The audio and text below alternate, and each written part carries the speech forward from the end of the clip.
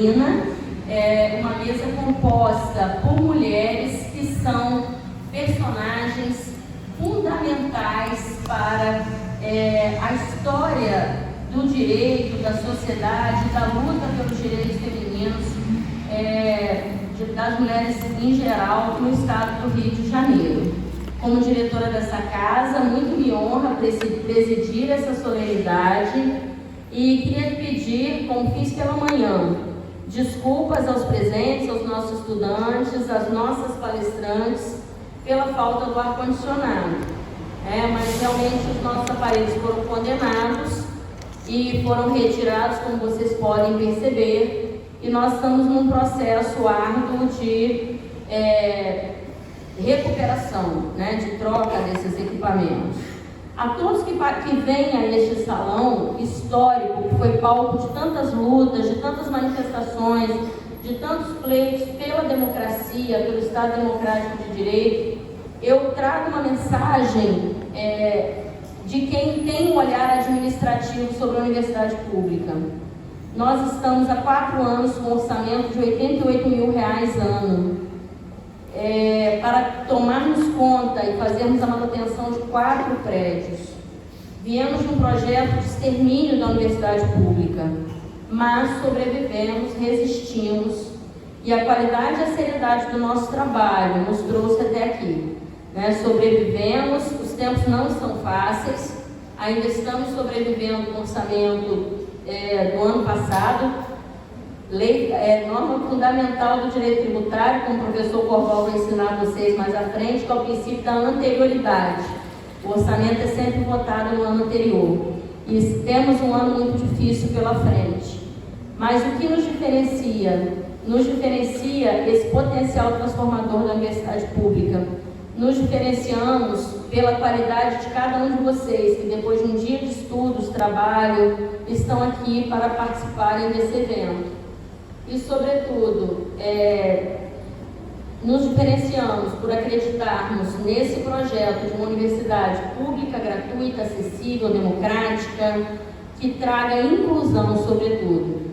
Então, muito obrigada a todos. Eu gostaria de registrar, eu vou convidar, vamos compor a nossa mesa, mas eu gostaria de registrar 2 pontos antes de começarmos. E me permitam tomar essa liberdade.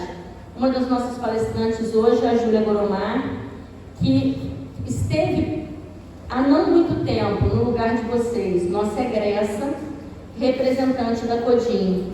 E hoje a CODIM é presidida, ela virá aqui falar para vocês, por um furacão chamado Tamires Elpidio, que é também egressa do direito UF. Então, e temos ainda a Lana compondo os quadros da CODIM. Hoje, a Coordenadoria de Apoio às Mulheres do município de Niterói tem, na sua coordenação, tem 3 egressas do direito UF. E isso é um momento muito significativo para nós. Eu queria também, podia passar em branco, a presença da minha mãe, Dona Cristina, veio assistir o painel. Então, mamãe, por favor, se levante.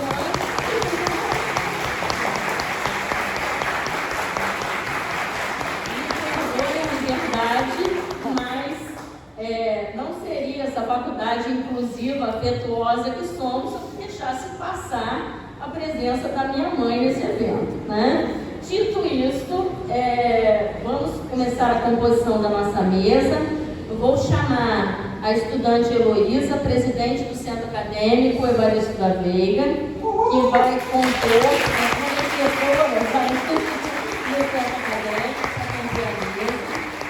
Gostaria de convidar para compor a nossa bancada lateral os nossos docentes, o professor Rogério Pacheco, professor Paulo Corval, professora Vanise Cabral, professora Carla Apolinário, minha chefe de departamento, que já está compondo essa bancada, nos auxiliando na organização deste evento. Professor Marcelo, meu querido amigo do Departamento de Direito Processual, muito obrigada pela presença. Eu não estou esquecendo nenhum colega, Estou vendo Leonel, aqui. Leonel. E, nossa! Está escondido ali atrás. Professor Joaquim Leonel, que me escapou aqui do campo de visão. Ronaldo Lobão. Professor Ronaldo Lobão. Então, peço aos colegas que compõem aqui a bancada lateral, que muito nos honra a presença de cada um de vocês nesse evento tão importante no nosso curso, na nossa realidade institucional. Então, agora eu vou passar a Heloísa para terminar a composição da mesa, convidando os nossos palestrantes. A nossa dinâmica será: cada palestrante terá 20 minutos para suas colocações e depois nós passaremos aos debates. Tá? Luísa, por favor. Oi, gente, boa noite a todos. Eu sou a diretora executiva do CAEV, muita gente já me conhece aqui. Bom, o tema da nossa aula magna é o direito e o combate à violência de gênero, um tema muito importante que nós devemos debater dentro da Faculdade de Direito, diante desse cenário que nós estamos vivendo pós-pandemia. É um tema que, principalmente para os calouros, né, pode ser muito interessante, porque normalmente a gente vê mais esse tema já na fase mais avançada da faculdade, que seriam os crimes contra a dignidade sexual. Enfim, e por isso nós convidamos a doutora Roberta Rosa, que está representando o Ministério Público do Rio de Janeiro.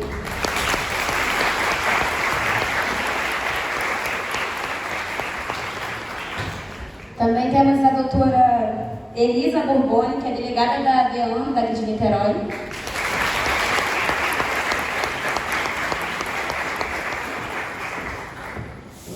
E também temos a Júlia Goromar, que é diretora de projetos da CODIN. Ela vai responder a CODIN.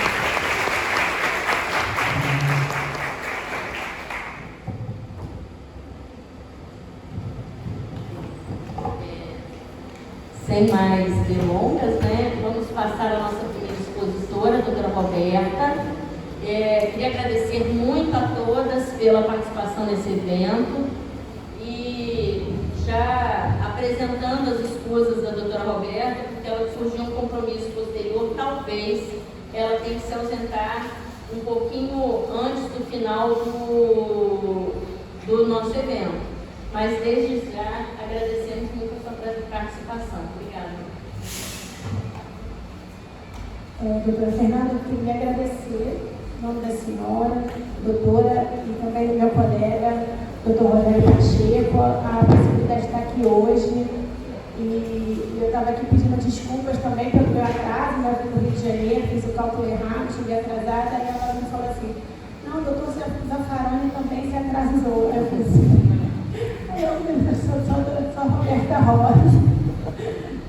Agora, assim, né, participando desse dia histórico, né, acho que fica ainda um maior compromisso, né, uma maior responsabilidade de estar aqui hoje falando para essa plateia e, sem dúvida nenhuma, com uma mesa, né, formada por mulheres com homens ao lado, mas sabendo que são homens parceiros, né, aliados dessa nossa pauta e também representando a minha instituição, né? Eu sou Roberta Rosa, sou promotora de justiça há 15 anos.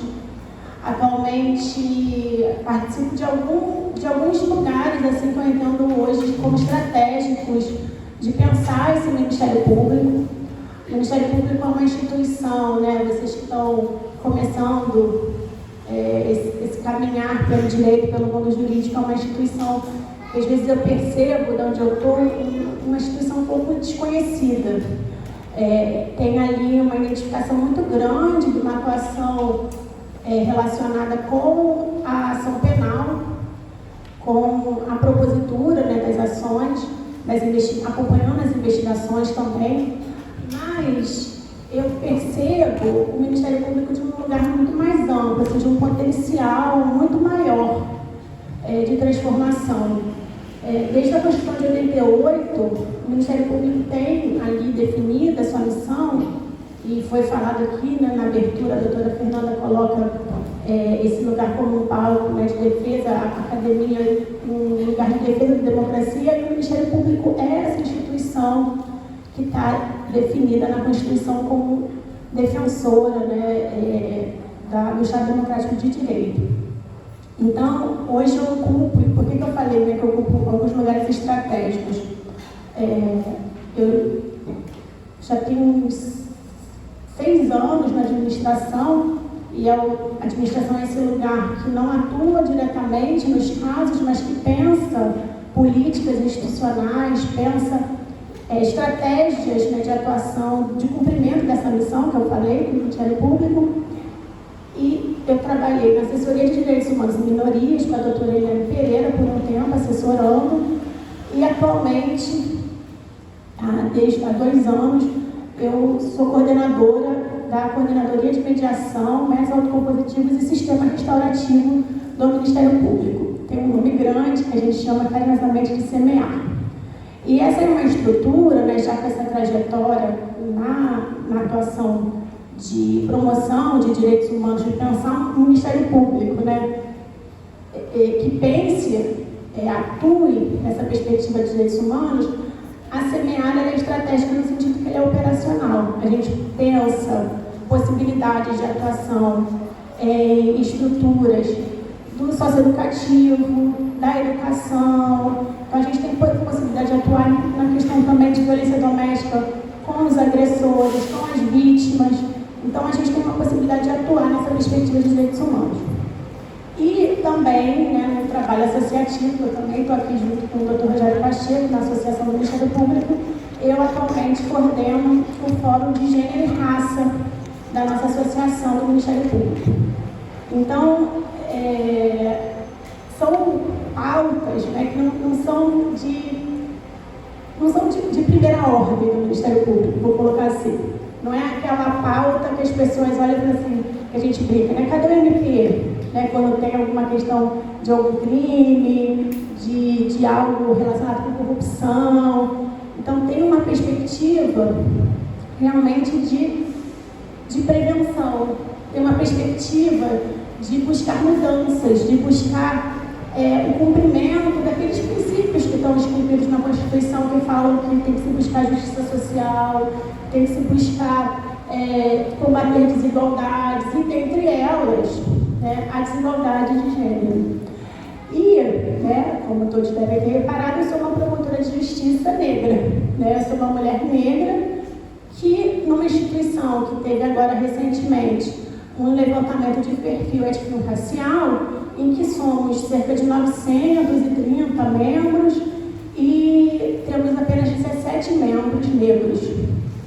Então, quando a gente se percebe, né, sendo minoria, não obstante, né, estarmos num estado, não falo só de país, mas falo aqui do estado do Rio de Janeiro, um estado que tem um histórico na sua formação social, na sua composição social, né, seja de classe, seja de raça, seja de gênero, muito decorrente, né, de tudo aquilo que a gente estuda em história, né, porque até a Heloísa falou assim, vocês vão aprender mais na frente. Não, eu passei pela faculdade, eu fiz o FRJ, então conheço bem as dificuldades de uma universidade pública e eu não aprendi muita coisa. Eu falo que eu me apresentei falando desses lugares que eu disse estratégico, eu não falo no sentido de me vangloriar ou algo do gênero, é de dizer que a partir desses lugares eu pude construir a minha identidade, né, o meu propósito enquanto promotora de justiça. Porque quando, né, você olha a instituição e você ingressa nela, você sai da universidade, você pensa assim, o que eu vou fazer? E as pessoas falavam assim, não, eu vou ser promotora. Eu falei assim, gente, eu odeio júri. Eu não gosto de crime. E você vê logo essa identidade. Aí eu falei assim, não, mas não é só isso. A MP não é só isso. Então, você não compreender, né, e como você se constitui. Tem pessoas que entram e falam, eu quero trabalhar com crime. E fazem sua carreira nesse sentido. E eu tive a possibilidade de experimentar várias atuações. Então, quando eu me apresento, né, e digo que tenho essa possibilidade de pensar que em 15 anos de instituição, nesses últimos 6 eu pude aprender muito, né? Aprender porque parto de uma atuação que não é esperada pelo Ministério Público e proponho, né, da onde eu estou, às vezes com muita dificuldade, um olhar diferente sobre o mesmo fato, sobre as possibilidades, sobre todo o potencial que o Ministério Público tem enquanto instituição.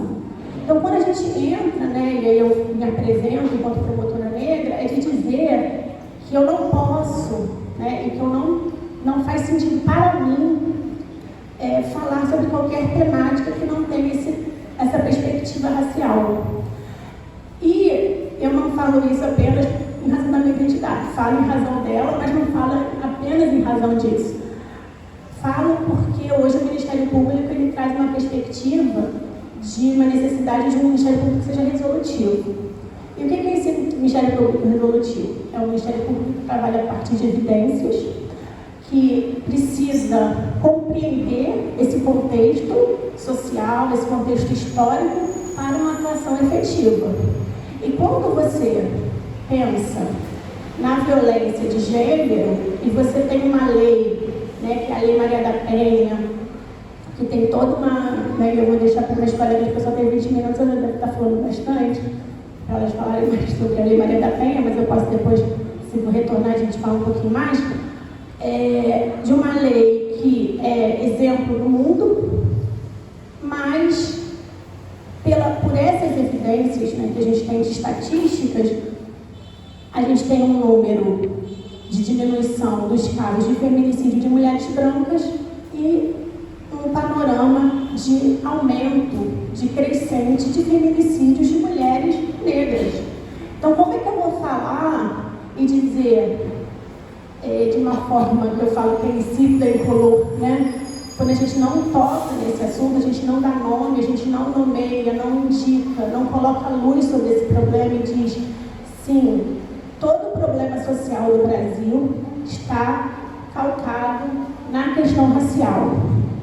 A prioridade de buscar a solução de qualquer problema social no Brasil, em especial no Rio de Janeiro, está calcado na questão racial. Então, se eu não tenho isso em tela, a gente vai continuar tendo resultados inefetivos na construção de políticas públicas. E aí a minha colega vai poder falar, de mesa, falar sobre como está sendo pensada a política pública aqui no município de Niterói, porque quando eu li, né, a proposta da mesa, e pensando nesse lugar que eu estou, a gente vai pensar violência de gênero. Normalmente, a gente vai estar sempre falando sobre a perspectiva criminal, porque quando a gente fala de violência, as pessoas vão falar assim, linkar com crime. E aí vai linkar com crime e vai pensar Ministério Público, vai pensar denúncia, vai pensar prisão. Mas eu quero também, né, e aí da onde me traz conforto, porque o que a gente verifica também quando a gente vai e faz esse percurso é que por mais que esse resultado ele não seja efetivo de proteção dessas mulheres negras, em contrapartida, quando a gente tem esse endurecimento através do direito penal, o direito penal tem se colocado e se aprimorado para buscar essa efetivação, a gente tem do outro lado, que é natural, o encarceramento de jovens negros. Então, se a gente fica apenas olhando e pensando na proteção a partir dessa perspectiva unicamente, exclusivamente criminal, e eu não estou aqui, de forma alguma, dizendo que a gente não precise ainda desse direito penal, né, para buscar a prevenção da ocorrência de crimes, mas é tentar, em certa medida, ampliar o nosso olhar.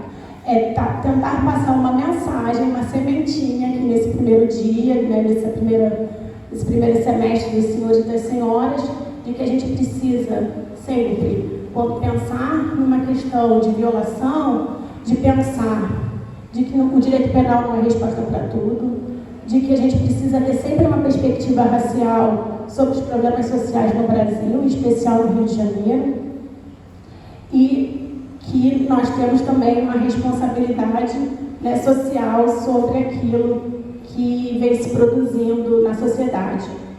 E... falta quanto meu tempo? Já acabou. Não tem problema, mas eu posso terminar também. Mas quando eu falo toda hora, né, especial no Rio de Janeiro, e quando eu falei também que eu não aprendi tudo, nem na escola, nem na faculdade, que eu venho aprendendo agora, aonde eu estou, né, pela necessidade de uma resposta, de questionar o estado de coisas, é de entender, e Niterói também, né, eu falo estado, e Niterói eu sei também que tem a sua história nesse sentido, e a gente vai se conectando com essa história, que é importante, porque o passado ele ajuda a pensar o presente e a mudar o futuro, é de que o estado do Rio de Janeiro, e tem não é aqui em Niterói, mas é na nossa região litorânea, eu vi uma palestra, um evento sobre um trabalho dos barcos afundados, de transporte de negros, daqui eu acredito também tem sido porto de chegada, né? A gente pensar toda essa costa do Rio de Janeiro, é de que aqui o estado do Rio foi o principal porto de chegada de pessoas negras escravizadas.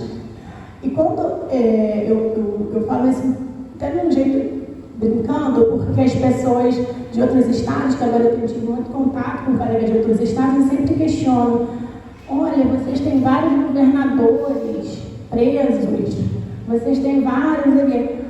Por que isso? Porque o estado do Rio é dessa forma? Eu pensei, gente, é só ver, como eu falei, o passado, que fala sobre o que informa o presente e vai, né, também informar o futuro, porque como é que a gente lida, como é que a gente vai adiante sem buscar a solução e sem entender, né, e sem resolver e sem trazer possibilidades de transformação e de lidar e de entender o presente sem que seja olhando esse nosso passivo histórico. Então, a gente vem tentando fazer esses questionamentos no Ministério Público do Rio, né, e pensar violência de gênero e trazer uma perspectiva não apenas sobre a questão da violência doméstica, mas entendendo também essa violência de gênero como aquela em que, né, eu participei ontem de uma audiência pública, e acho que é importante também colocar aqui. Quando eu falei de encarceramento de jovens, eu também preciso falar da morte dos jovens negros e quem são, né, essas mães que velam pelos seus filhos. Então a gente teve na audiência pública a participação da mãe do Tiago, a Priscila, uma moça jovem, né, que o Tiago é um jovem de 13 anos que estava saindo da CVD, teve uma grande repercussão na mídia. Então, isso não é violência de gênero, isso não é violência de Estado.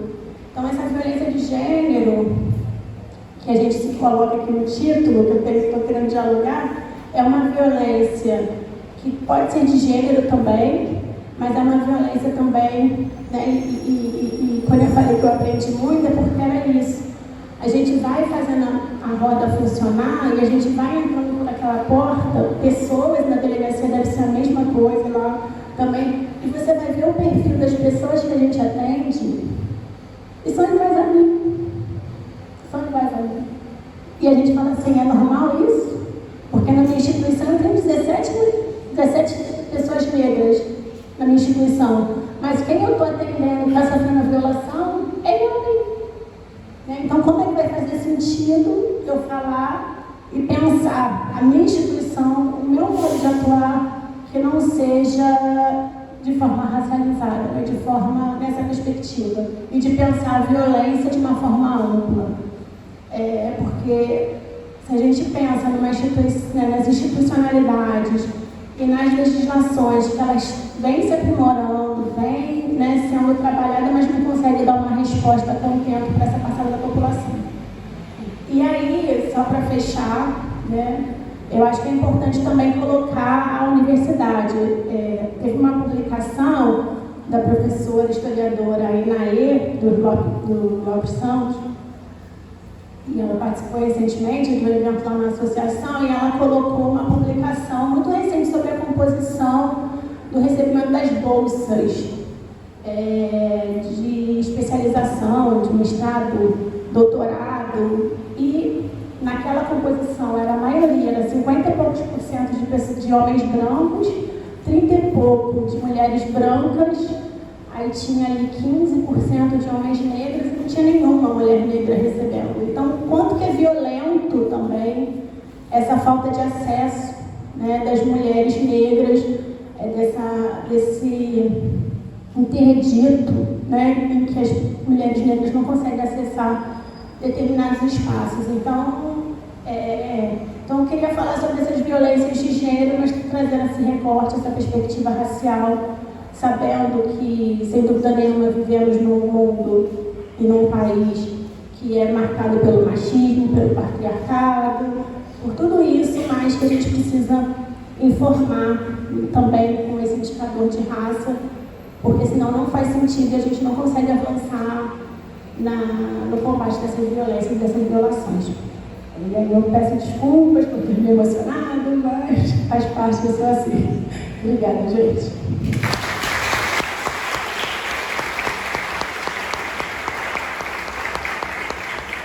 Obrigada. Muito importante a sua participação, doutora Roberta. A gente se emociona mesmo, menciona a mãe, né? E é isso que a gente vai construindo a nossa rede de atuação nessa sociedade tão necessitada, né? Então, muito obrigada. Vamos passar a doutora Elisa, né? Nossa delegada, doutora Elisa Borboni, que tem feito um trabalho importantíssimo junto à DEAN, a Delegacia do Direito. Ela vai se apresentar e vai detalhar a atuação dela na Delegacia dos Direitos da Mulher aqui de Niterói. Doutora Elisa, por favor, muito obrigada pela sua presença. Boa noite a todos. Obrigada, Fernanda. Boa noite. Obrigada pelo convite. Boa noite a todos os estudantes, aos colegas de mesa. Tá alto, né, gente? Tá bom, sim? Ok.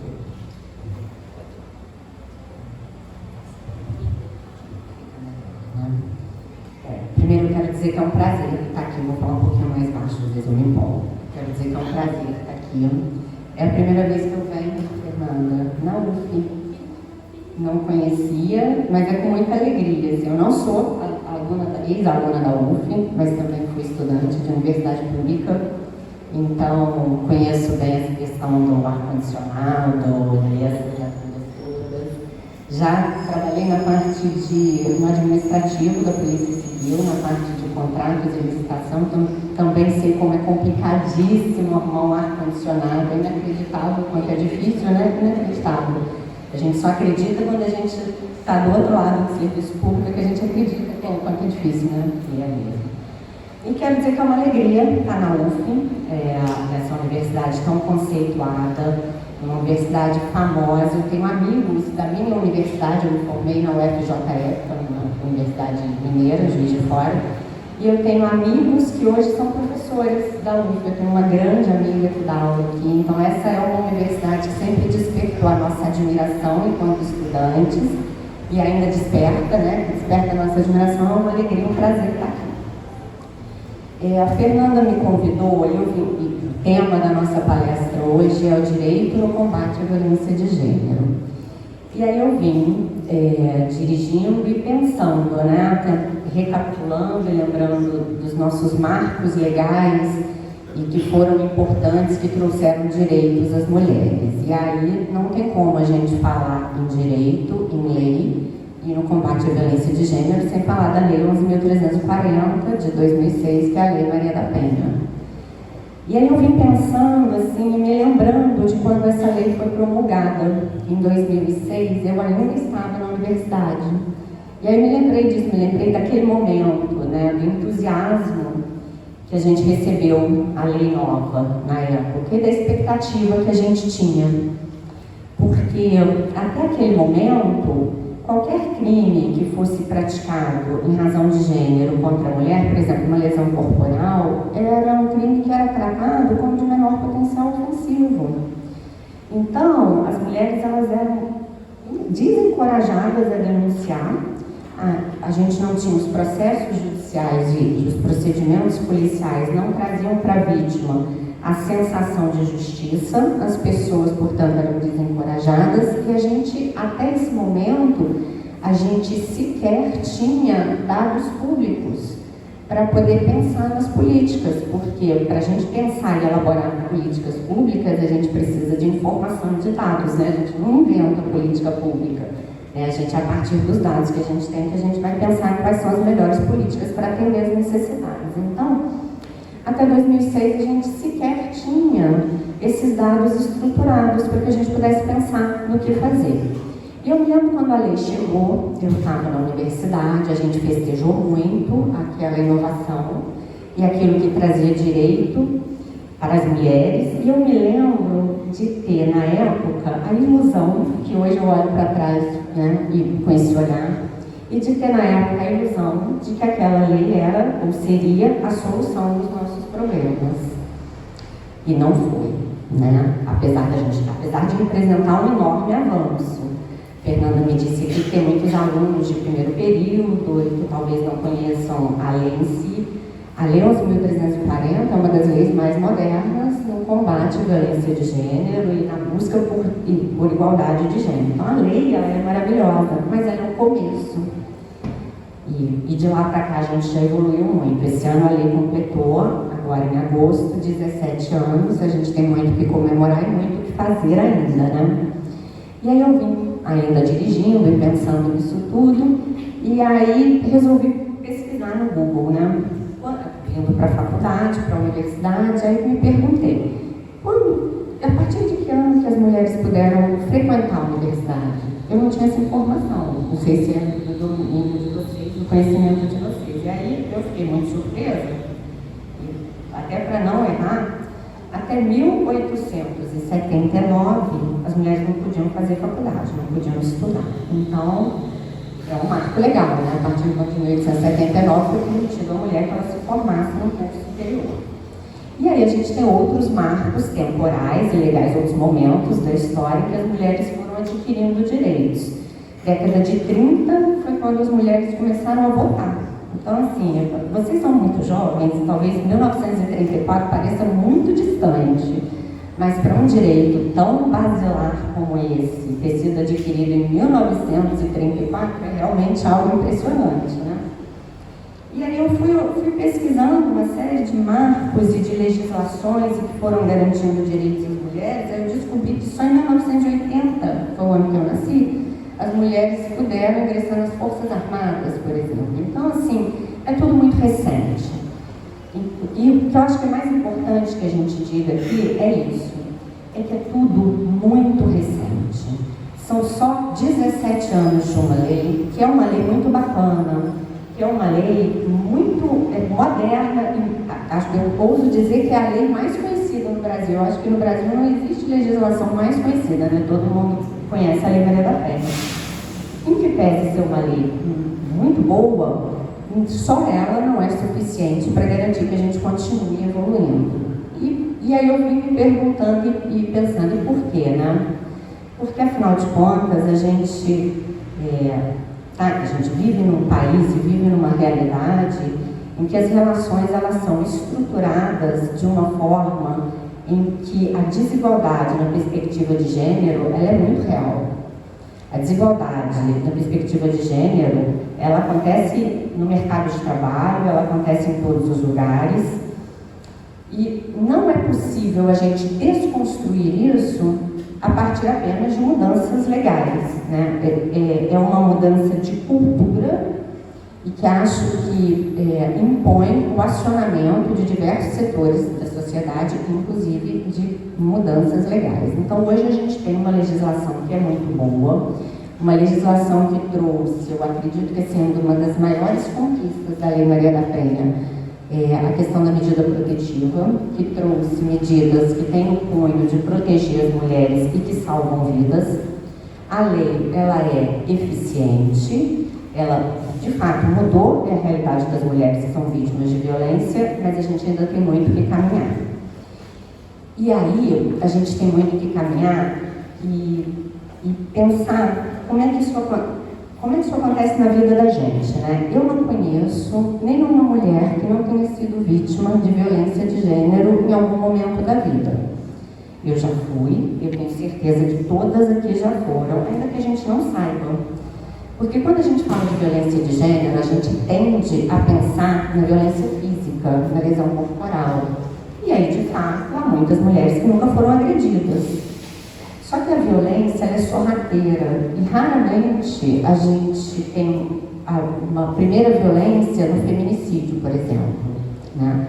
Existem outras formas de violência que são invisibilizadas e que muitas vezes a vítima sequer sabe que aquilo é uma violência. E onde é que está isso? Né? Isso está naquele namorado que diminui a namorada ou que gosta de fazer pouco caso de alguma coisa que a namorada faz. Isso é um relato que a gente tem muito na delegacia. No namorado que gosta de fiscalizar o telefone celular, no namorado que controla a roupa. Quem nunca foi vítima desse tipo de coisa? A violência ela está ali. E é a partir daí que ela vai crescendo, em algum momento ela se transforma numa violência física e que tende a ganhar força. Então, quando a gente fala de um feminicídio, por exemplo, que é o que a gente tem como ápice da violência de gênero, porque é o homicídio simplesmente pelo fato da mulher ser mulher, raramente a gente tem uma vítima de feminicídio em que aquele feminicídio foi o primeiro ato que ela foi vítima. Então, a gente, via de regra, é claro que não é uma matemática, mas via de regra, a violência ela vem numa crescente até que ela culmina na violência física ou até no feminicídio. Mas existem formas outras de violência e que expõem uma questão que é fundamental quando a gente fala de violência de gênero, que é a objetificação da mulher. A gente vive num contexto, a gente nem repara o quanto é violento quando você tem uma propaganda de cerveja, por exemplo, em que a mulher é retratada como um objeto.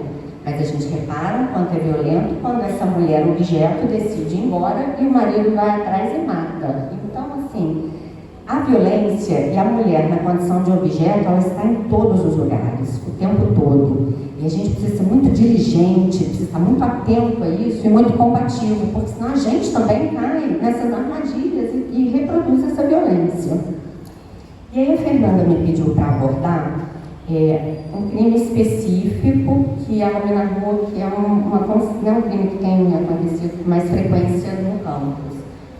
Que são crimes que retratam muito bem essa questão da mulher como objeto, que são os crimes de importunação sexual e os crimes de assédio sexual. São dois crimes diferentes, mas eles têm em comum o fato de que, naquela busca pela satisfação e pelo prazer, o autor trata a mulher como um objeto. Então, tanto na importunação sexual quanto no assédio sexual, o autor ele busca a própria satisfação, a satisfação da própria lasciva, sem consultar ou questionar se aquilo é do interesse da mulher. Então, a mulher ela é de fato um objeto. E esses dois crimes que a Fernanda me pediu para trazer para vocês. Aí eu fiz um apanhado. E aí, só para o pessoal que de repente não tem conhecimento, eu trouxe aqui o artigo Importunação Sexual, artigo 215-A do Código Penal.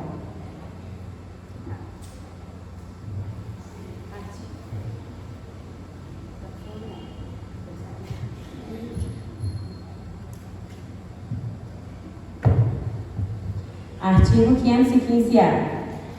Praticar contra alguém e sem a sua anuência ato libidinoso com o objetivo de satisfazer a própria lascívia ou a de terceiro. Pena, reclusão de 1 a 5 anos, se o ato não constitui crime mais grave.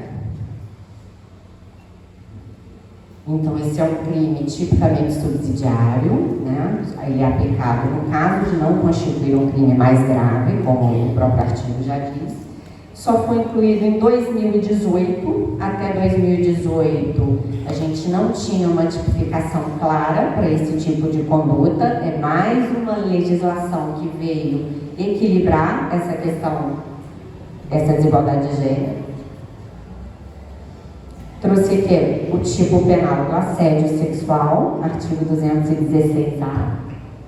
Artigo 216-A. Constranger alguém com o intuito de obter vantagem ou favorecimento sexual sexual, prevalecendo se o agente da sua condição de superior hierárquico ou ascendência inerente ao exercício do emprego, cargo ou função. Pena, detenção de 1 a 2 anos. Esse crime, ele foi inserido no nosso ordenamento jurídico alguns anos antes do crime de importunação sexual. O crime foi inserido no ordenamento jurídico no ano de 2001. Tem uma pena, inclusive, menor da importunação sexual, e aqui a gente tem um elemento diferente, que esse constrangimento, ele é praticado por alguém que tem ascendência hierárquica sobre a vítima. Então, é preciso que haja aí uma relação de poder entre autor e vítima. E aí eu trouxe alguns casos concretos, relatos de registros de ocorrência verdadeiros que foram realizados em delegacias de polícia sobre esses dois crimes. Eu evitei trazer, apesar de anonimizar os registros, a gente tirou os nomes e todos os dados que talvez pudessem levar à identificação dos envolvidos, mas a gente evitou trazer registro de ocorrência daqui de Niterói, enfim, para não... É uma cidade pequena, para não ter uma coincidência alguém se identificar. Então, assim, eu trouxe o caso concreto, porque o que eu acho importante? Que vocês... eu trouxe alguns relatos das vítimas, para a gente poder, e se vocês quiserem discutir em algum momento, debater isso, o quanto é violento, o quanto causa repulsa. São casos concretos.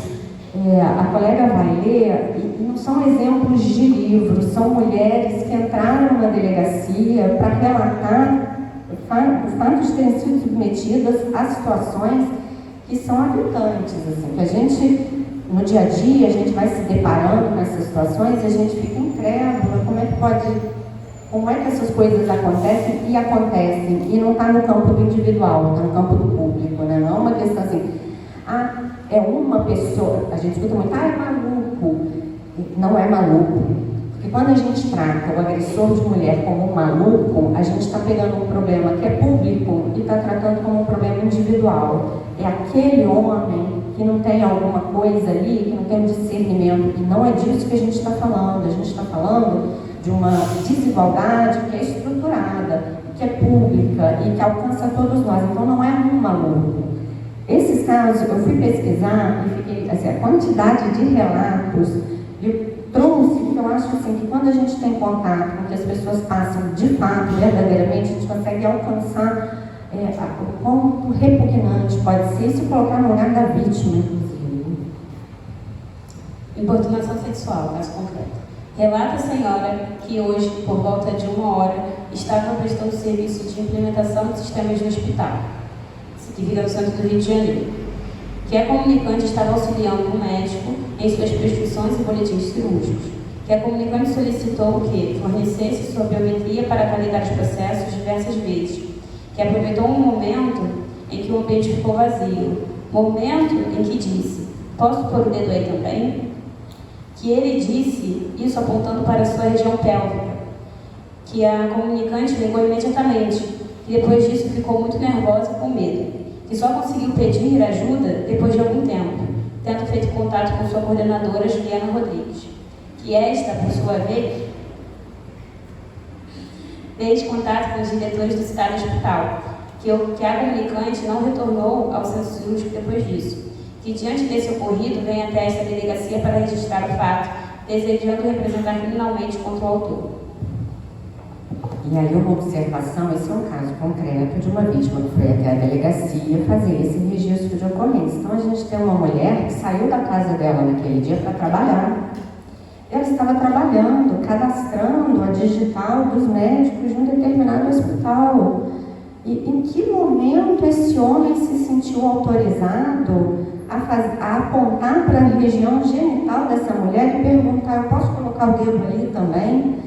O que acontece que os nossos corpos estão tão à disposição, assim, que a pessoa ela olha para você e diz, eu vou tocar, você acha que é uma brincadeira? E o quão repugnante isso é. A mim, isso até hoje gera muita revolta, assim, 13 anos de polícia, e eu até hoje me sinto indignada quando uma mulher entra na delegacia e me narra uma situação dessa, que ela saiu da casa dela, ela foi trabalhar, ela está exercendo a função dela, e um homem se sente no direito de abordar e fazer um comentário, piada, uma gracinha, posso colocar o dedo aí?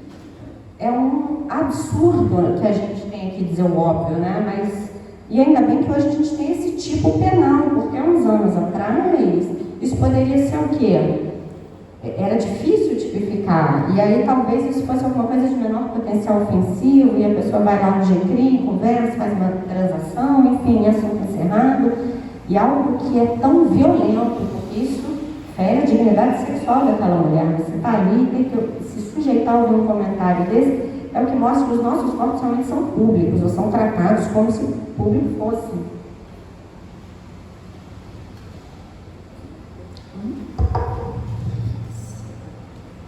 Circunscrição da 16ª DP. Relata o comunicante que trabalha como camareira do hotel, na Barra da Tijuca, que há aproximadamente um mês atrás, seu colega de trabalho estava no corredor em um dos andares do hotel, junto com a comunicante, se preparando para trocar a roupa de cama de um dos quartos.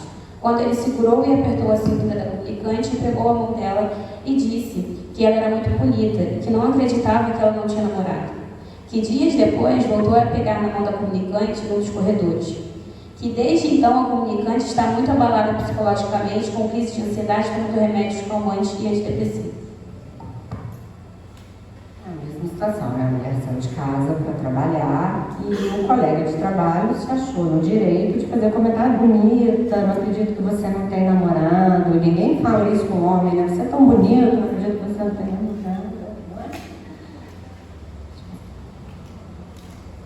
E o impacto disso na vida da mulher, né? No psicológico da mulher, porque depois no dia seguinte você volta para esse mesmo ambiente de trabalho, e no outro dia também, então quer dizer, como conviver com isso sem adoecer?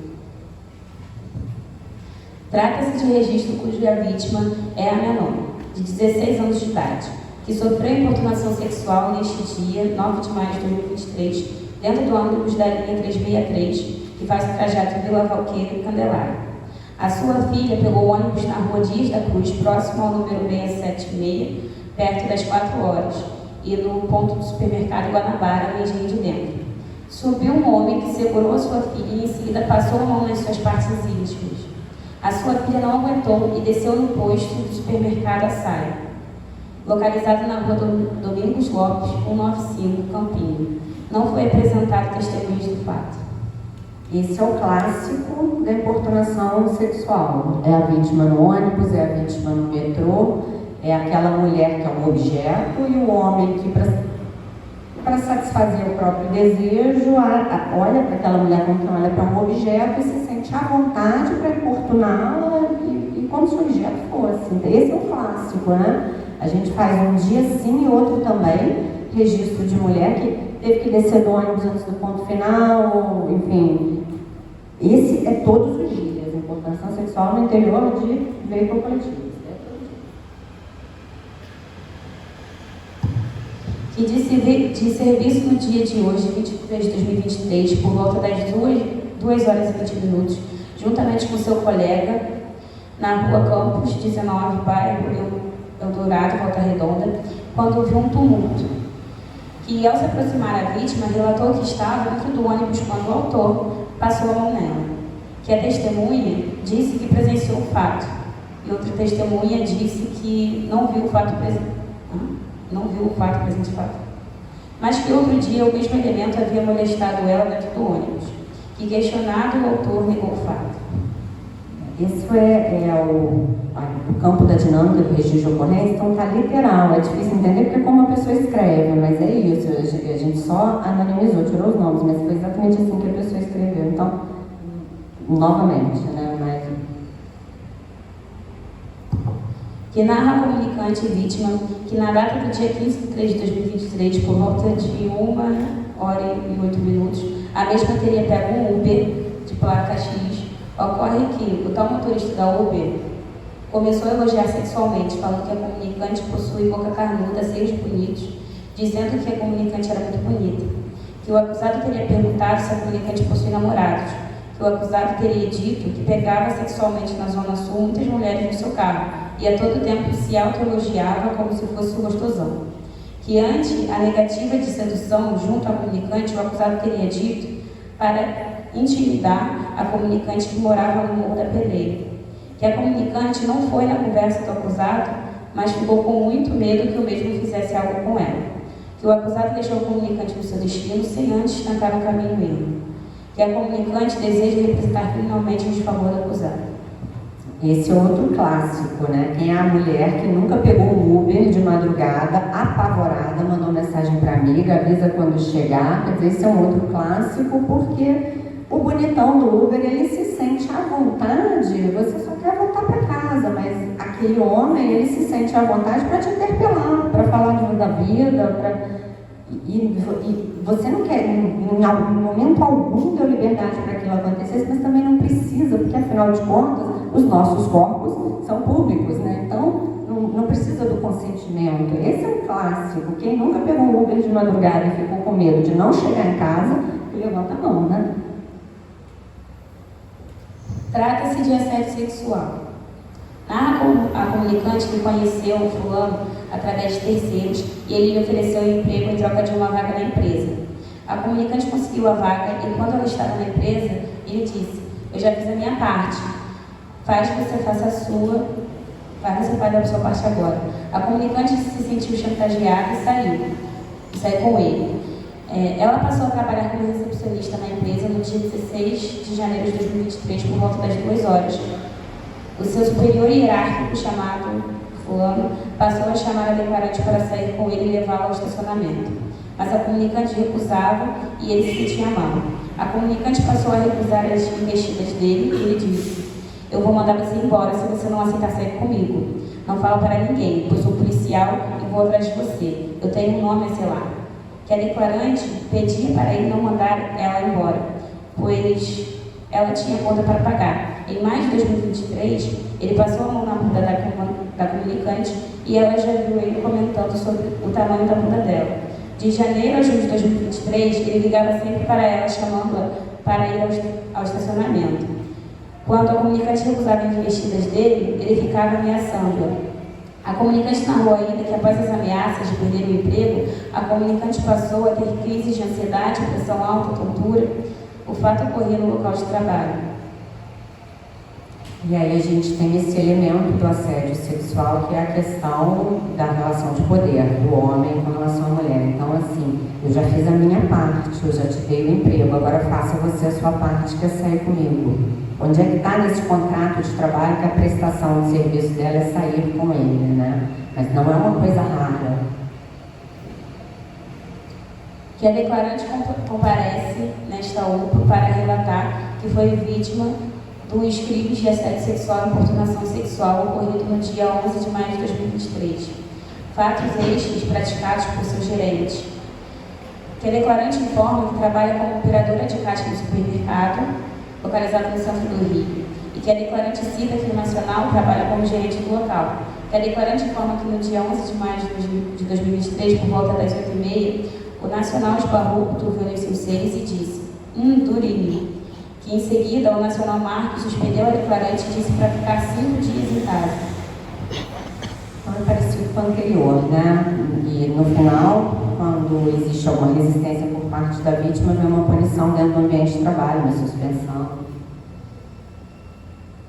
Então, esses casos que eu trouxe, assim, eu não sei se eles tiveram, se a mim geram muita indignação, não sei se o impacto em vocês foi esse, mas são casos, são registros de ocorrência que foram realizados agora, em 2023.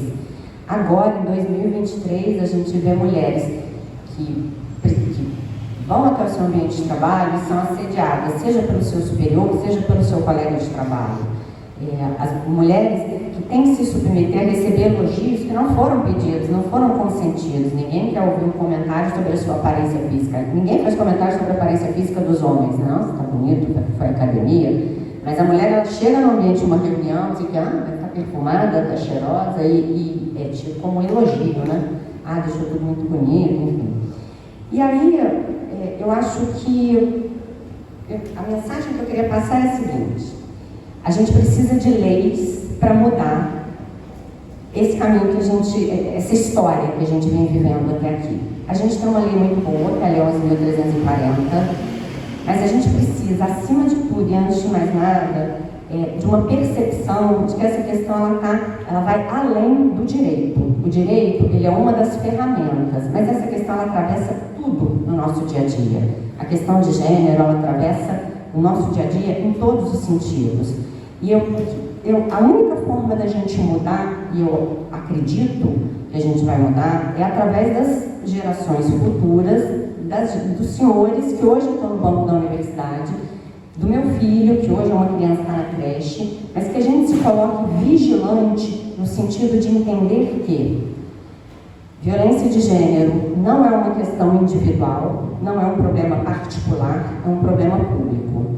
Violência de gênero é uma questão que acontece porque nós vivemos em uma sociedade que está estruturada de forma desigual no aspecto de gênero. E se a gente não for vigilante no dia a dia e nas pequenas violências e não reconhecer violência nesses atos que a gente banaliza e que a gente acha que são naturais das relações sociais e não são, se a gente não se coloca vigilante com relação a isso, a gente não tem mudança. Então a gente tem hoje uma lei que é eficiente, que traz proteção para a mulher, mas eu acredito que a mudança, ela é uma mudança social, obviamente, e que começa com a gente, com cada um de nós se colocando numa postura vigilante e combativa sempre. Então, o que eu queria trazer hoje, não sei se você entendeu o que a Fernanda pediu, mas a mensagem, assim, que eu queria trazer hoje é: no ciclo da violência, aquela violência física ou a morte é o final do caminho.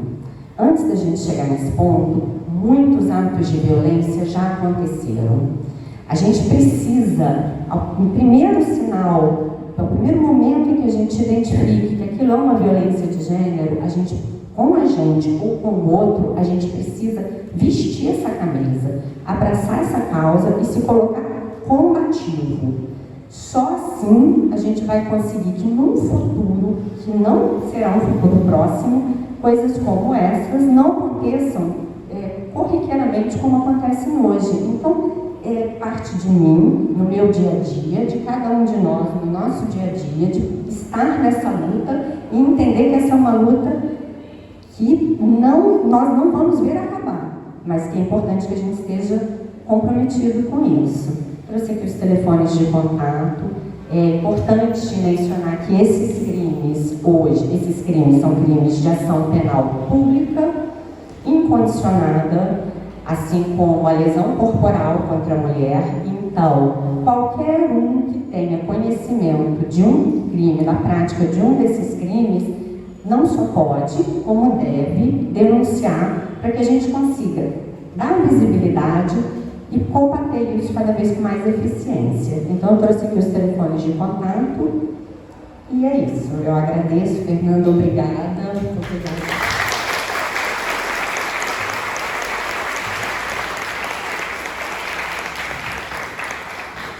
Muito obrigada, doutora Elisa. Uma alegria, obrigada por colaborar aí nessa construção tão importante, que é uma busca de uma universidade segura para todas as mulheres, uma universidade inclusiva, que respeite a nossa equidade, a nossa igualdade de gênero em todos os seus espaços, né? Que possamos ter os campi da Universidade Federal sempre seguros para todas nós. Agora vou passar para a nossa Júlia.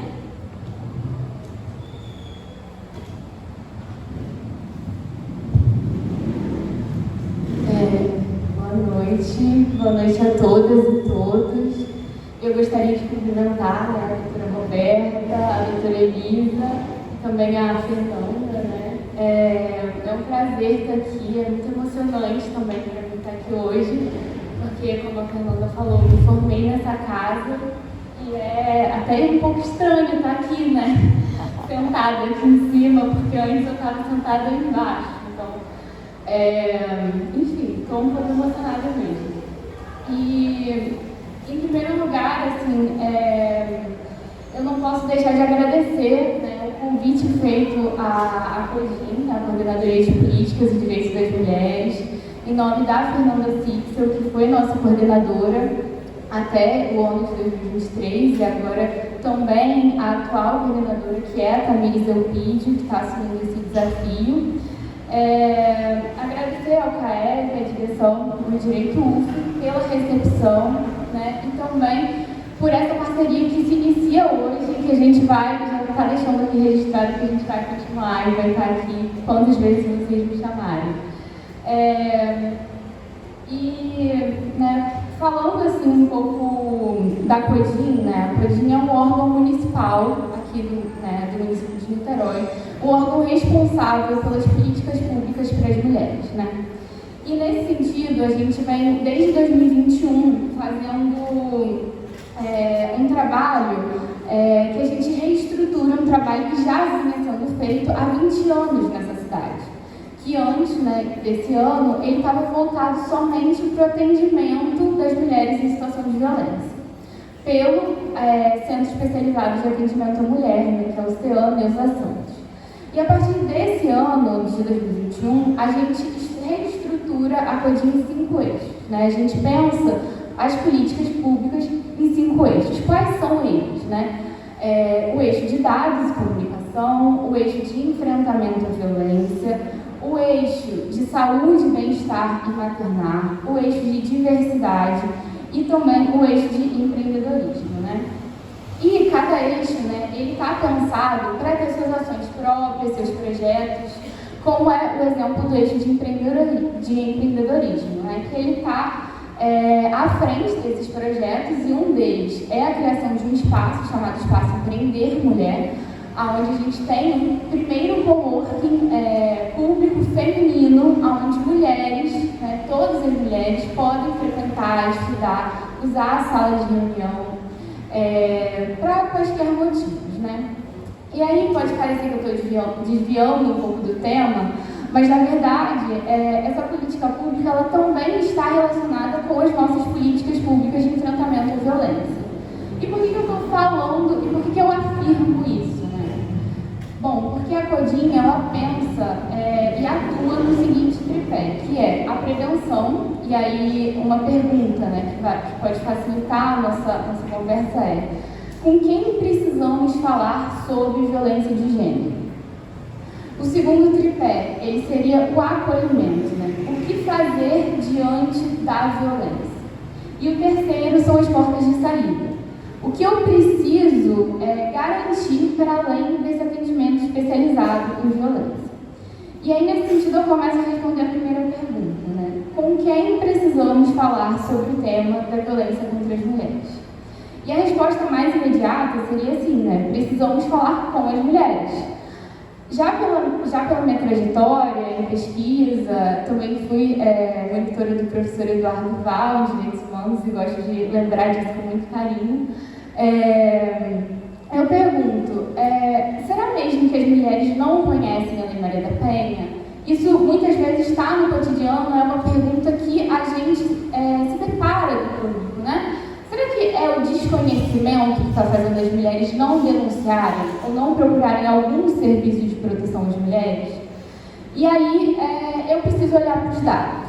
E os dados eles estão mostrando para a gente, né, o Instituto Data Senado, ele fez uma pesquisa em 2017 que aponta que 100% das mulheres brasileiras entrevistadas conhecem sim a Lei Maria da Penha. Mas, em contrapartida, se a gente também olha para essa pesquisa, ela aponta para a gente que 77% dessas mulheres conhecem pouco ou quase nada sobre essa mesma lei. Então, sobre o conteúdo dessa lei. Então, a gente precisa se perguntar, essas mulheres sabem que podem solicitar uma medida protetiva fora da delegacia de polícia? Será que elas sabem?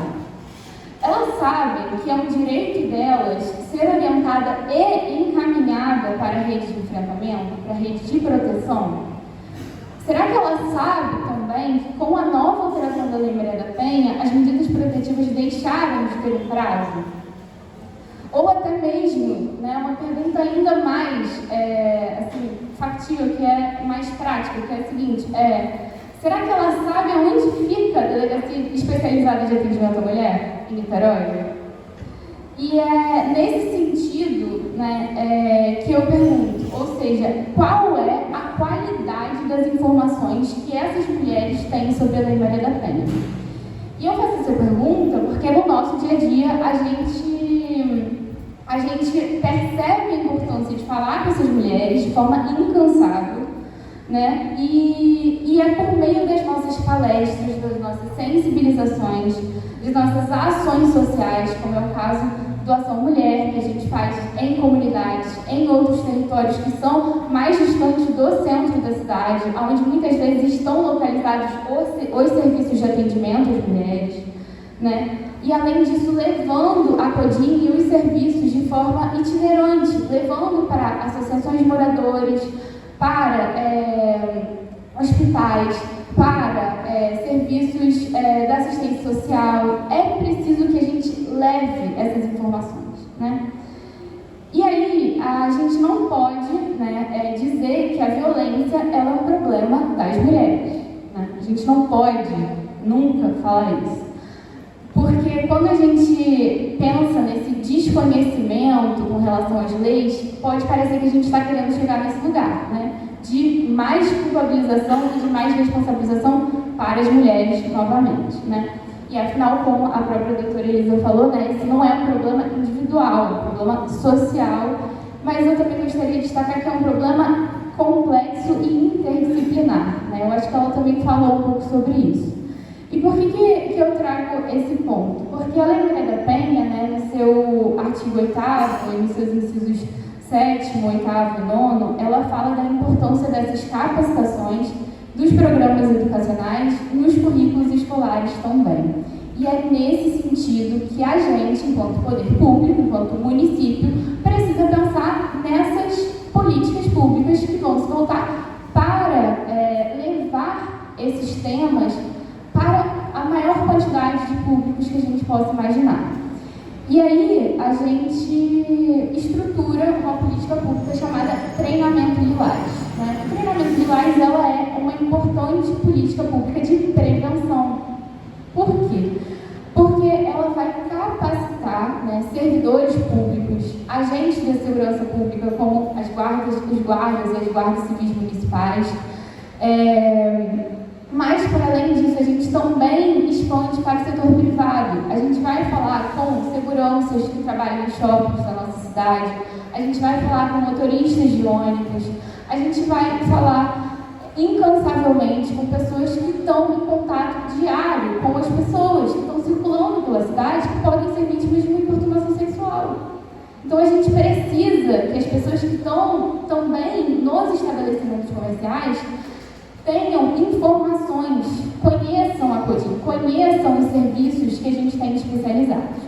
E aí, assim, a gente já atingiu hoje 2.191 pessoas nos nossos treinamentos ao longo desses anos, sendo cerca de 600 dessas pessoas guardas municipais, que estão prontos e sensibilizados a fazerem um atendimento com perspectiva de gênero. E o que significa isso na prática, né?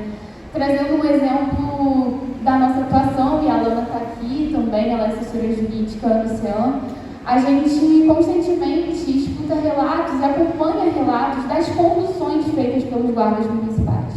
E a partir desse treinamento, a gente percebe que parece simples, parece uma coisa até que a gente pode pensar que não vai fazer diferença, mas quando a gente vê o resultado é o seguinte, né?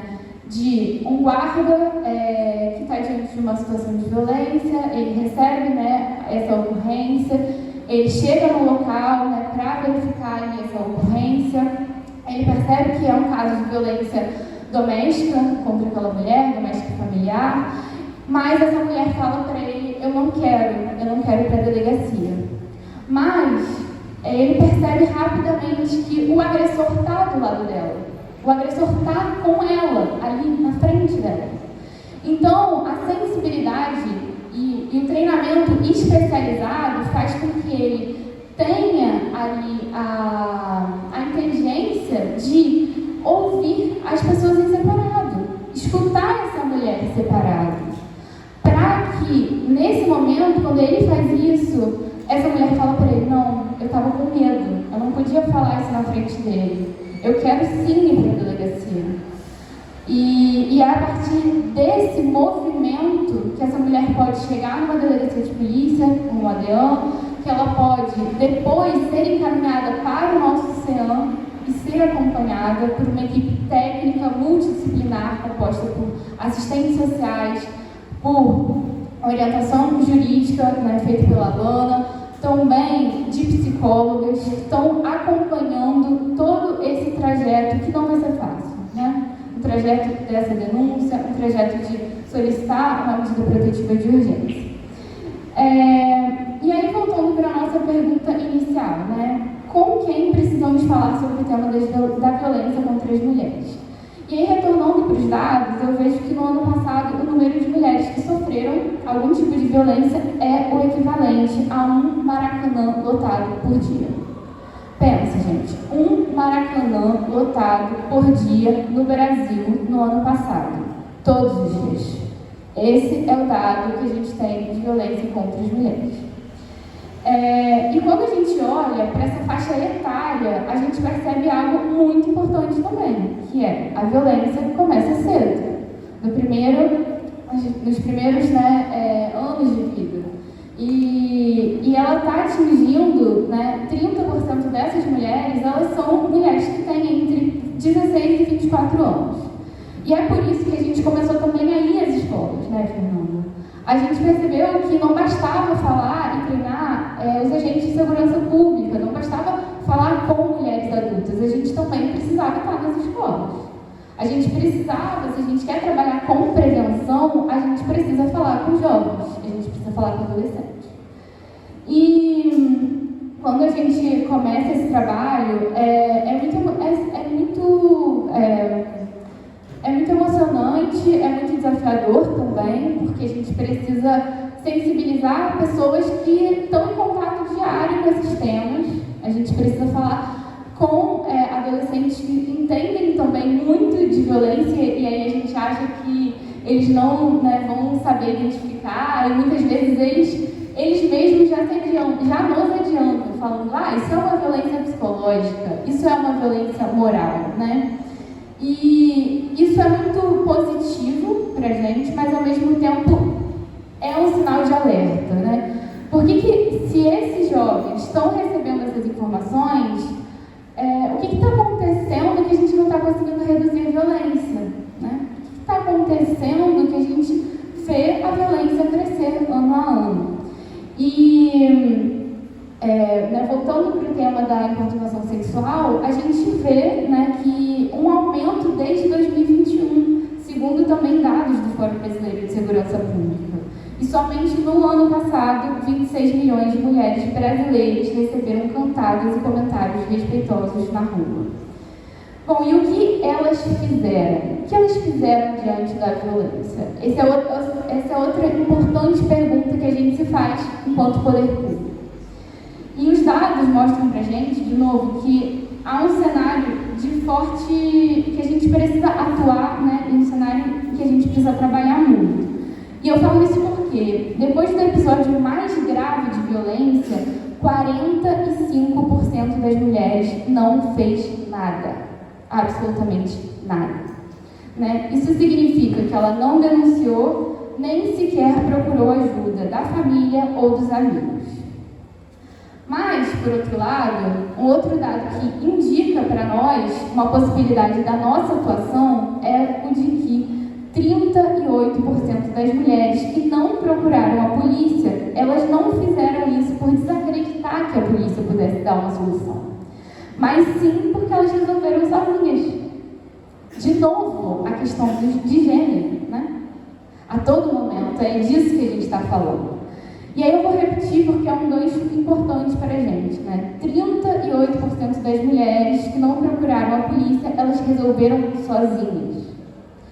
Com isso, a gente percebe que a informação, ela é importante, mas o acolhimento, ele é fundamental, né? E eu preciso mostrar, enquanto poder público, nós, enquanto prefeitura, enquanto executivo, precisamos mostrar para as mulheres que elas não estão sozinhas.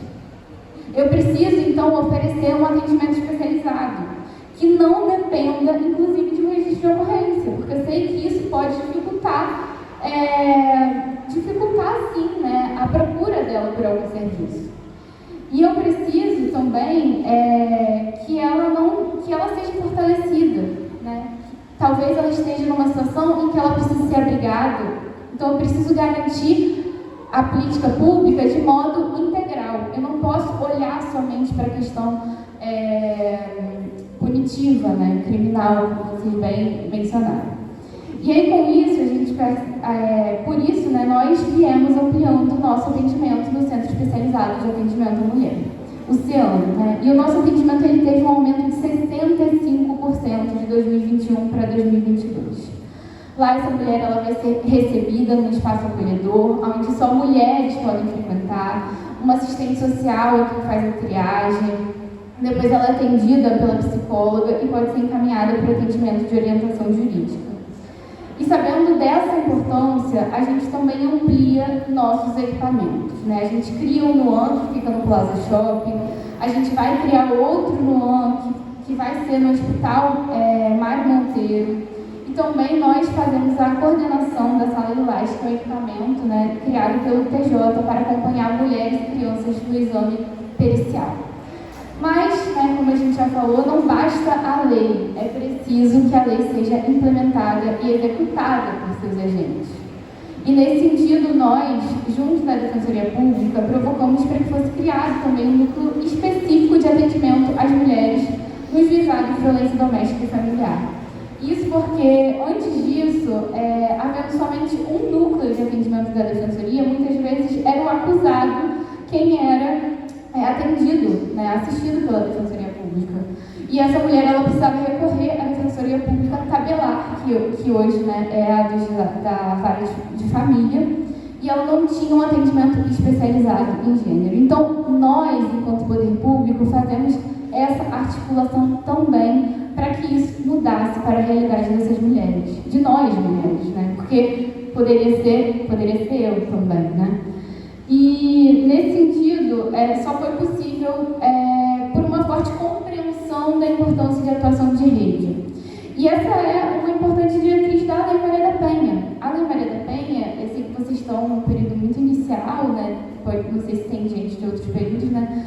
Mas ela trabalha muito na questão da articulação de redes. A gente não pode pensar a justiça como algo isolado. A gente precisa pensar, né, em outros agentes, como, né, o executivo e também no legislativo, né, porque se a gente não aprova leis na nossa Câmara Municipal, a gente não consegue criar políticas públicas. E aí, falando, né, sobre o depois da violência, o que nós, enquanto município, precisamos garantir para além desse atendimento? Em primeiro lugar, eu preciso garantir que essa mulher tenha para onde ir, né? Que ela tenha políticas públicas assistenciais que vão garantir que ela rompa com esse ciclo da violência. Então, eu preciso garantir que ela tenha a possibilidade de ser abrigada temporariamente. Isso a gente faz aqui no município de Niterói. Eu preciso também garantir que ela tenha uma assistência pecuniária, que ela receba um auxílio social no período de 6 meses até 1 ano, para que ela possa romper com esse ciclo. Se ela precisa, eu preciso garantir que se ela está numa situação de dependência financeira, que esse não seja um fator que vai limitar ela a romper com esse ciclo. Então, hoje, é nessa compreensão também que eu falo, né, sobre a importante articulação com o legislativo, porque a gente, enquanto executivo, a gente cria essa lei, a gente pensa numa política pública que vai destinar R$1.000 mensais para essas mulheres, mas a gente precisa de uma Câmara Municipal que vai pautar isso, que vai votar isso, que vai aprovar essa lei, que vai garantir esse orçamento, né? E hoje, né, com isso que a gente pode perceber que a realidade de 186 mulheres que estão no nosso auxílio social, uma política pública que não é voltada somente para o repasse financeiro, mas que é uma política que vai acompanhar essa mulher em todo esse processo de rompimento com o ciclo, que não vai ser da noite para o dia e que não vai ser fácil também, né? Porque, lembrando sempre, são situações que envolvem parceiros íntimos, pessoas do convívio familiar, né? Relações de muitos anos de confiança, né? Não são pessoas desconhecidas quando a gente está falando de Lei Maria da Penha, né? E aí, nós também seguimos com novos projetos, como o Guardiões de Maria da Penha, que também se volta para ir nas escolas, novamente falar com esses adolescentes, com esses pré-adolescentes, sobre a temática dos direitos das mulheres e do enfrentamento à violência. A gente também quer fazer mais parcerias com o Direito UF, pensando, né, em melhorar esse atendimento cada vez mais para as mulheres, e entre outros projetos que a gente está pensando para o ano que vem, né? E já para encaminhar para o final da minha fala, sendo feminista e também adotando essa perspectiva feminista, enquanto uma pesquisadora também, eu acho que a gente não pode nunca se pretender universal e nem objetiva quando a gente está falando desse tópico. A gente está falando de temas que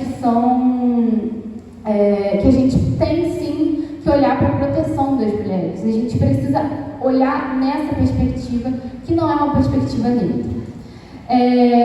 E uma coisa que a gente aprende, né, que eu aprendi enquanto a gente está executando essas políticas públicas, é que esse é um trabalho que envolve muita vontade política. Envolve a atuação em rede, envolve também as leis, que são marcos importantes e diretrizes fundamentais. E aí a gente não pode nunca também olhar para a Lei Maria da Penha, né, com crítica, mas no sentido de que ela também é uma importante base, um importante marco para a gente pensar outras políticas públicas. E aí, no que eu falava sobre vontade política, eu não posso deixar de mencionar que se a gente não tem gestões comprometidas com as políticas públicas de gênero para as mulheres, a gente não vai conseguir executar e colocar isso na prática. E é por isso que, desde 2013, com a gestão do Rodrigo Neves e também em 2021, quando o prefeito Axel Grael, o atual prefeito, assume essa gestão do município de Niterói, a gente tem, além dessa vontade política, a gente tem incentivo para a gente poder colocar tudo isso na rua, para a gente poder estar com essas mulheres, né? E, bom, é com base nessas leis de proteção também que a gente pode questionar, que a gente pode pressionar, que a gente pode garantir esses direitos. Por exemplo, né, a gente acompanha, acho que meu tempo acabou, né, Fernanda? Eu estou realmente só finalmente. A gente também acompanha mulheres que precisam realizar aborto legal, né? E essa é uma grande dificuldade que a gente verifica na prática. Ainda é um tema que a gente precisa estar ali muito perto, agora também, né, com a DPF 442, né, que pode vir a ser pautada muito em breve pelo Supremo Tribunal Federal, e é um assunto muito caro para a gente, enquanto mulheres, enquanto também pensando numa perspectiva interseccional, quem são essas mulheres que são criminalizadas pelo aborto. E no nosso município a gente vem atuando nessa garantia, porque não basta a gente ter uma lei que permita, que garanta, né? Eu preciso também que as pessoas que estão implementando e utilizando dessas leis, elas estejam tanto sensibilizadas, mas que elas também sejam cobradas. Porque na prática, quando a gente percebe essas violências institucionais de gênero, quando a gente percebe esses entraves, essas dificuldades de acesso, eu preciso estar ali e eu preciso mostrar para ela esse papel da lei. Eu preciso dizer que o aborto legal, ele não depende de um risco de ocorrência. E eu preciso que esse hospital, ele atue conforme a portaria do Ministério da Saúde. Para garantir que uma jovem de 11 anos, de 12, de 13 anos, ela vá sim poder interromper uma gravidez que é fruto de um estupro, né? E esse cotidiano, ele não é fácil, ele não é simples, ele é muito complexo. Muitas vezes é um cotidiano da revitimização, das violências processuais, da culpabilização em razão do gênero, da discriminação. E é por isso que a gente está aqui.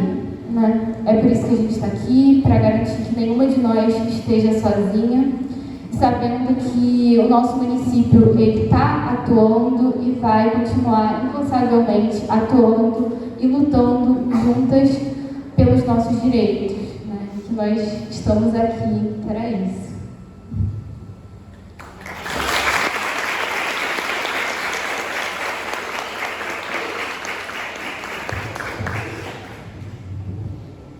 Bem, eu gostaria de agradecer muito a fala da Júlia e queria registrar a importância desse evento.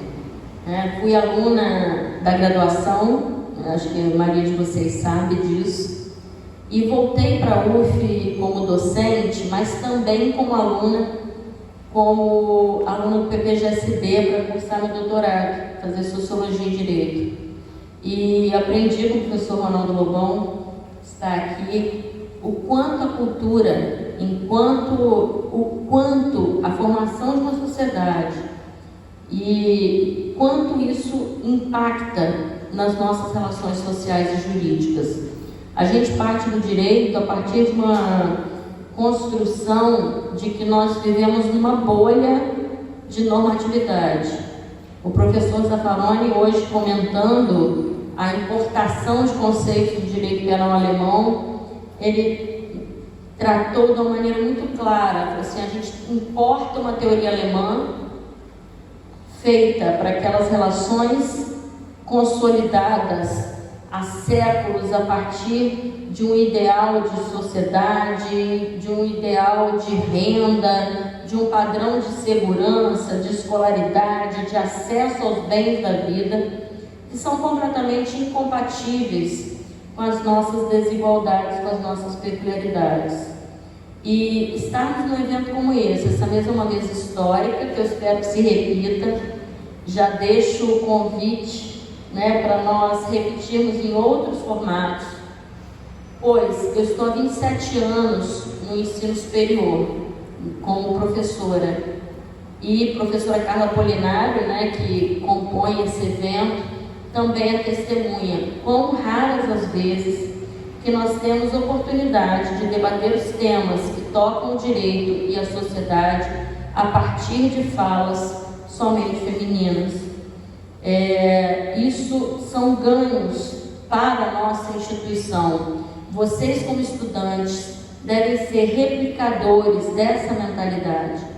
Nós não estamos aqui, como a gente escuta no burburinho da sociedade.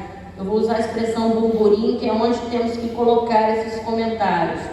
No mimimi, querendo acabar com a relação de paquera, queremos destruir as relações afetivos sexuais. Nada disso. Nós queremos, sobretudo, valorizar a autonomia feminina, o direito de escolha, a liberdade das relações, a liberdade, o respeito e o reconhecimento da autonomia do outro devem ser a base de todos os nossos encontros, sejam encontros institucionais, encontros familiares, entre amigos, entre colegas de ensino, de aprendizagem, e é nesse sentido que nós promovemos esse painel. Então, agradeço imensamente as nossas palestrantes. A fala da doutora Roberta, sobretudo, foi muito potente. Nós que acompanhamos essa batalha pela inclusão da mulher negra na sociedade brasileira. Como é importante, doutora Roberta, só estar aqui, tanto na sua condição de membro do Ministério Público que implementa essas políticas, mas, sobretudo, como espelho. Porque quantas vezes a gente não escuta que o direito UF é um curso de elite, que é o curso para a classe média alta niteroiense. E vocês estão aqui para desdizer, vocês estão aqui para mostrar a potência dos nossos estudantes. E quando os nossos estudantes têm a oportunidade de se olhar no espelho, uma pessoa com um discurso potente como o da doutora Roberta, isso para nós é um motivo de grande alegria, acho que é a palavra que cabe.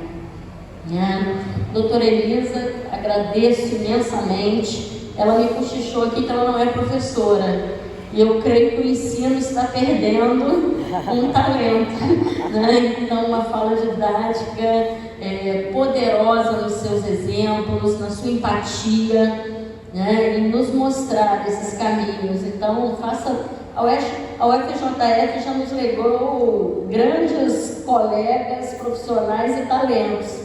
Agregamos mais um talento da UFJF aos nossos quadros.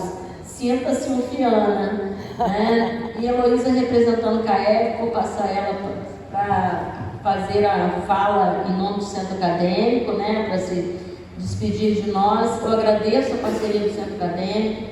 Isso é motivo de alegria e confiança. Essa confiança é um motivo de muito orgulho para a minha gestão, de nós fazermos um trabalho conjunto, de entregar a vocês o que nós temos de melhor. Eu creio que essa fala, essa mesa, esse painel é o início de uma discussão. A professora Carla Apolinário é membro da Comissão de Equidade de Gênero da Universidade Federal Fluminense. Então, a professora Carla tem nos orientado, nos ajudado a participar e encaminhar essas situações que têm surgido nos nossos campi. E fica aqui o nosso agradecimento a todas as mulheres que, desbravando aí barreiras invisíveis, têm feito a diferença dentro da nossa universidade. Muito obrigada a todas e todos presentes. Então, vou passar a Heloísa, que vai encerrar aí, em nome do CAEV, a nossa cerimônia e entregar os certificados às nossas palestrantes.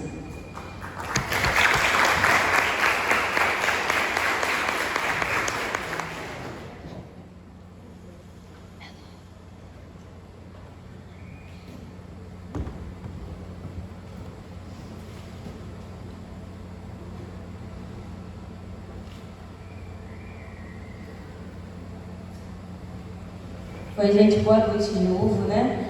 Gostaria de agradecer a participação de todos aqui no evento, também a participação dos palestrantes, a participação dos professores, dos alunos, o apoio de todos ao centro acadêmico, também a direção da faculdade. Bom, gente, também gostaria de salientar que tem uma lista passando aí, tá? Quem ainda não assinou pode nos procurar no final, eu ou qualquer outro membro do CAEF. E eu gostaria de pegar o certificado para a doutora Roberta, junto com Maria Nancinha também.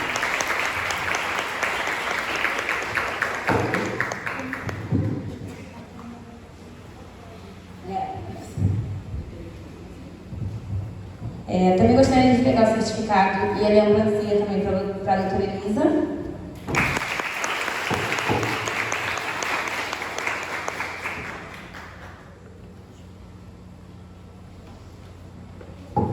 E por fim, mas não menos importante, para a Júlia, que se formou há pouco tempo aqui com a gente.